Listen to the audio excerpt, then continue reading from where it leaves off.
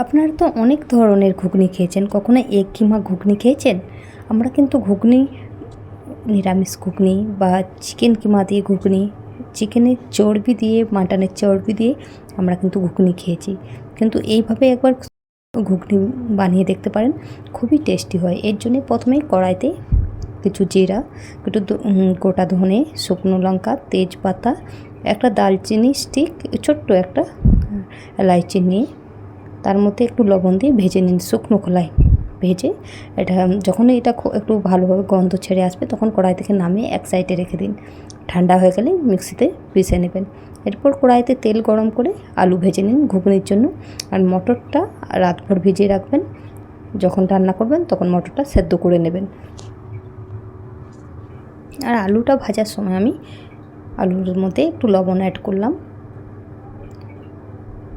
আলুটা কিন্তু আমি সেদ্ধ করলাম না, আলুটা আমি ভেজেই নিয়েছি।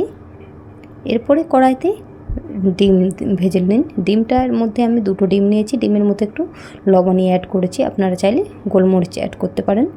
ভালো করে ডিমটাকে ফাটিয়ে নিয়ে কড়াইয়ের মধ্যে দিয়ে একদম ঝুড়ো ঝুড়ো করে ভেজে নিন।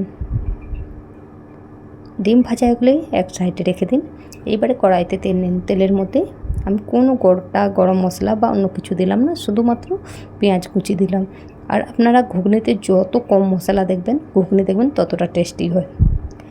পেঁয়াজগুলো ভালোভাবে ভাজা হয়ে যাওয়ার পর এর মধ্যে 1 চামচ আদা রসুন বাটা দিয়ে দিলাম। আদা রসুন বাটা দেওয়ার পর একটু নাড়াচাড়া করে এর মধ্যে লঙ্কার গুঁড়ো, হলদি গুঁড়ো দিলাম। এটা ঝাল লঙ্কার গুঁড়ো, ঝালটা আপনারা আপনাদের টেস্ট অনুযায়ী দেবেন। আর এর মধ্যে কেটে রাখা একটা টমেটো অ্যাড করে দিলাম। এবার মশলা, টমেটো সব সংযোগে খুব ভালো করে আমি কষিয়ে নিচ্ছি। যখন মশলা থেকে তেল ছেড়ে আসবে, তখন ওর মধ্যে আগে থেকে সেদ্ধ করে রাখা মটর, ভেজে রাখা আলু দিয়ে খুব ভালো করে কষিয়ে নিচ্ছি। আর লবণটা আপনারা আপনাদের টেস্ট অনুযায়ী অ্যাড করবেন।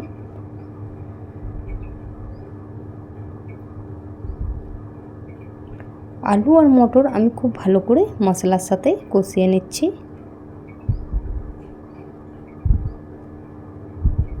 জলটা একটু মরে যাবে বা শুকিয়ে যাবে, মশলা থেকে তেল ছেড়ে আসবে, ঠিক এই স্টেজে আমি জল অ্যাড করব। আর জলটা আমি কমই দেবো, কারণ কোনো কিছুই আর সিদ্ধ হতে লাগবে না। আগে থেকেই সব কিছু আমি সেদ্ধ করে নিয়েছি। আলুটা তো ভেজেই নিয়েছি, আলুটা ভাজার সময় দেখলাম আলুটা সেদ্ধ হয়ে গেছে। আর মটর তো আগে থেকেই সেদ্ধ। পরিমাণ মতো জল দিয়ে আমি আলু, মটর, মশলা সব সঙ্গে খুব ভালো করে ফুটতে টাইম দিয়েছি। আমি কমসে কম 5 মিনিট ফুটিয়ে নিয়েছি খুব ভালো করে। এরপর এর মধ্যে আগে থেকে ভেজে রাখা ডিমের কিমাটা দিয়ে দিলাম। ডিমের কিমা দিয়ে আরও আমি 2 মিনিট ফুটিয়ে নিচ্ছি। নামানোর আগে আমি যে আগে থেকে শুকনো খোলায় ভেজে রাখা মশলাটা ছিল, সেই মশলাটা পরিমাণ মতো দিয়ে নামিয়ে নিচ্ছি।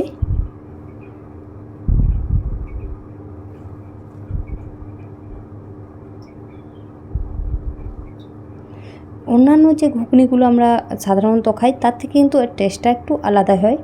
টেস্টটা আলাদা হওয়ার কারণ হচ্ছে এতে যে আমি ভাজা মশলাটা দিয়েছি, ভাজা মশলাটার জন্য এর টেস্টটা একটু অন্য ধরনেরই হয়। আর ডিমের কোনো আষ্টে গন্ধ আপনারা পাবেন না। প্লিজ আপনারা চাইলে একবার এইভাবে ঘুগনি বানিয়ে দেখতে পারেন। আর ভিডিওটা যদি ভালো লাগে, আমার চ্যানেলটাকে সাবস্ক্রাইব করে নেবেন, পাশে থাকা বেল আইকনটাকে প্রেস করে দেবেন। যখনই নতুন কোনো ভিডিও আপলোড করব, সাথে সাথে আপনাদের কাছে